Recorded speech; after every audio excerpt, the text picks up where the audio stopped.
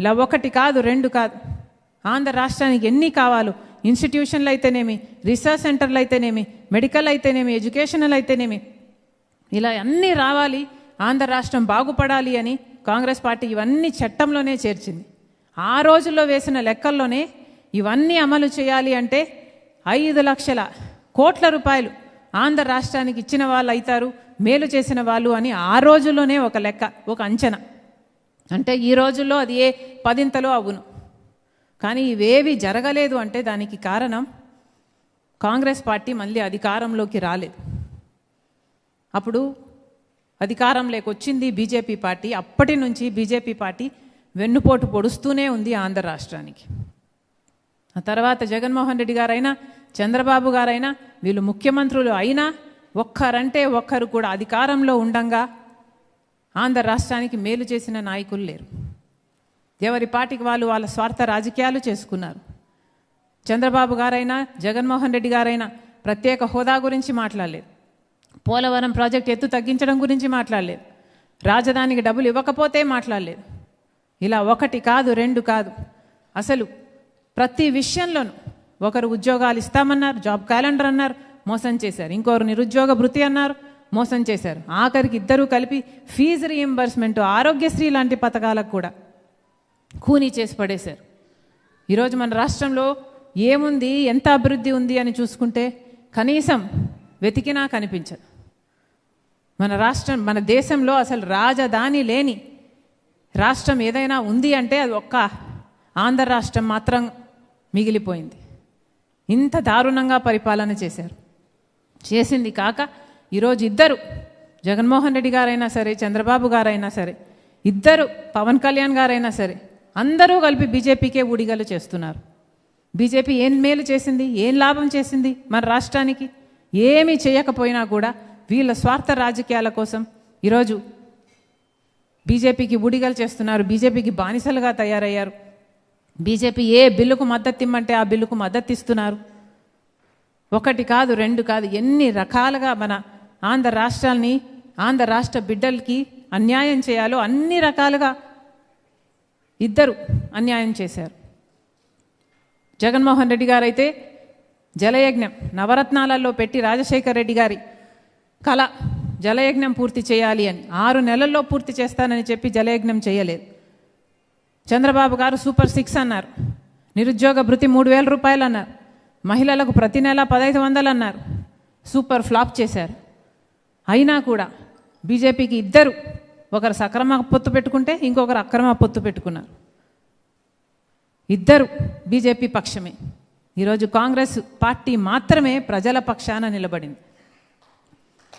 అటు జగన్మోహన్ రెడ్డి గారైనా, ఇటు చంద్రబాబు గారైనా, పవన్ కళ్యాణ్ గారైనా, ఇందాక మన నాయకులు చెప్పినట్టుగా బాబు, జగన్, పవన్, బీజేపీ అంటే ఎక్కడో లేదు మన రాష్ట్రంలో.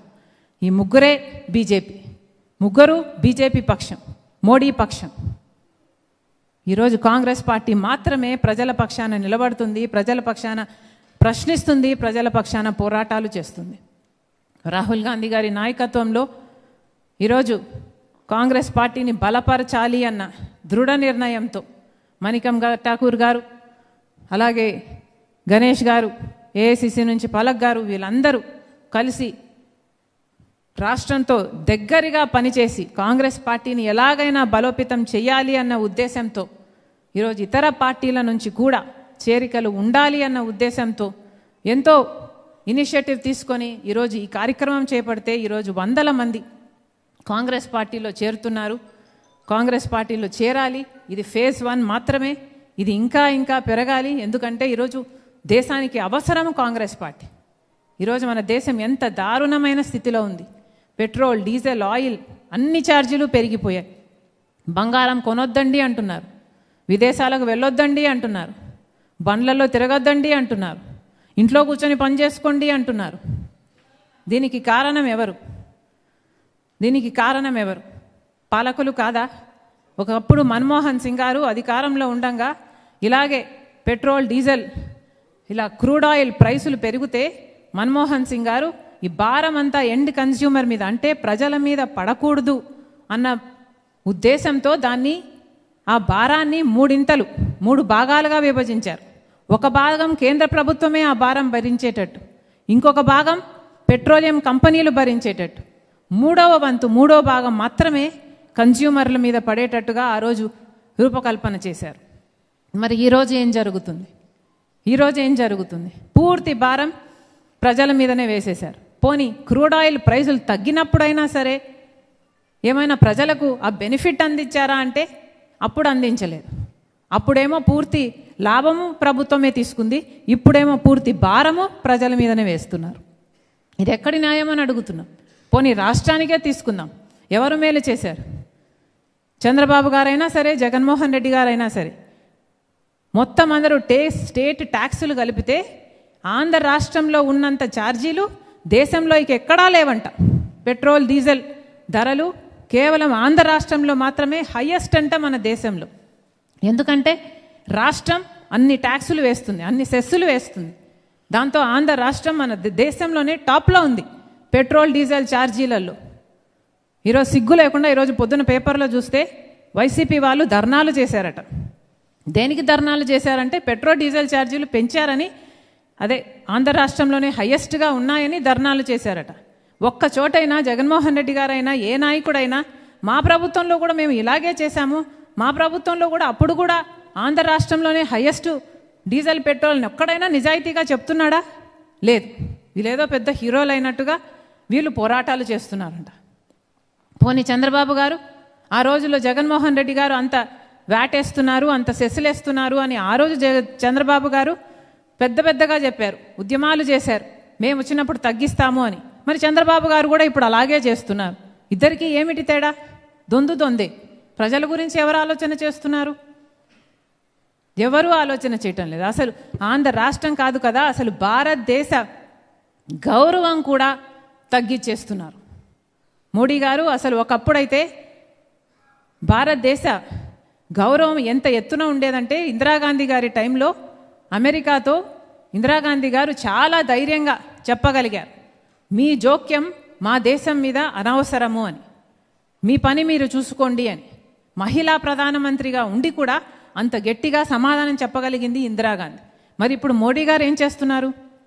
మోడీ గారి పిలక ట్రంప్ గారి చేతుల్లో ఉంది కాబట్టి ఏమీ మాట్లాడు, వాళ్ళకు బానిసయ్యాడు. సోలార్ డీల్లో అదానీ గారు జగన్మోహన్ రెడ్డి గారికి ఇచ్చిన లంచం దగ్గర నుంచి మోడీ గారి ప్రతి అక్రమానికి కావాల్సిన రుజువులన్నీ ట్రంప్ చేతుల్లో ఉన్నాయి. కాబట్టి ట్రంప్ ఏం చెప్తే మోడీ గారు అదే చెయ్యాలి. అందుకే ఈరోజు ట్రంప్కి బానిసునిగా మారాడు మోడీ గారు. ఈరోజు ఎక్కడుంది ఆత్మగౌరవం?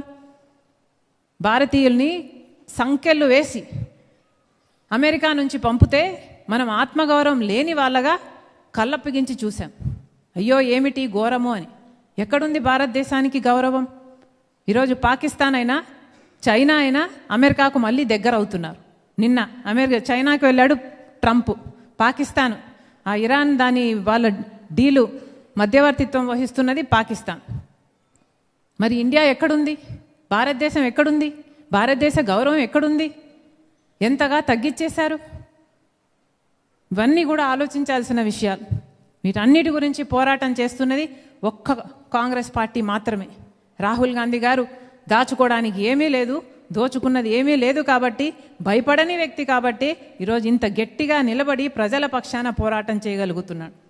ఎన్నో త్యాగాలు చేసిన కుటుంబం అది, ప్రాణత్యాగాలు చేశారు. ఈ రోజు వరకు కూడా చాలా సింపుల్గా హంబుల్గా బ్రతికే కుటుంబం వాళ్ళది. కేవలం వాళ్ళైతే మాత్రమే, రాహుల్ గాంధీ గారు మాత్రమే మన దేశానికి ప్రధానమంత్రిగా ఉంటేనే మన దేశం బాగుపడుతుందని ఏనాడో చెప్పాడు రాజశేఖర్ రెడ్డి గారు. మనందరం కలిసి దాన్ని నిజం చేయాలి. ఆంధ్ర రాష్ట్రంలో కూడా కాంగ్రెస్ పార్టీ నిలబడాలి, బలపడాలి, ఎదగాలి.